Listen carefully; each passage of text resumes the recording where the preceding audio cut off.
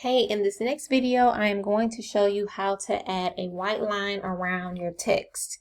Currently, I have some text, and the reason why I have some text is because my recording app continues to do something out of whack every time I type in Canva. So I have some text already here. What I'm going to do is change the color. I'm going to change the color of this text to, I'm going to say yellow, just so we have something bright. So once you have your text, right, you need to change this text into a picture file. And the file that you want is a transparent PNG file. All right, so this is not a picture file yet. So you want to go to download, click PNG, and you want to click transparent background. And then you're going to download that file.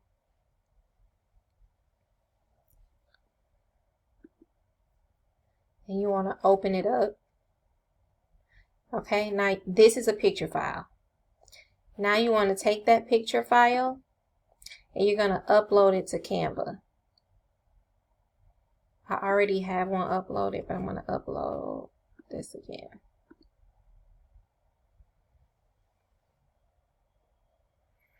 Okay, now you're going to delete the text that you had and you're going to upload the picture file.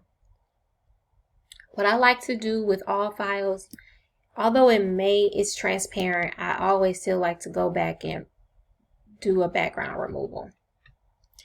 Just kind of like double making sure I don't have a background.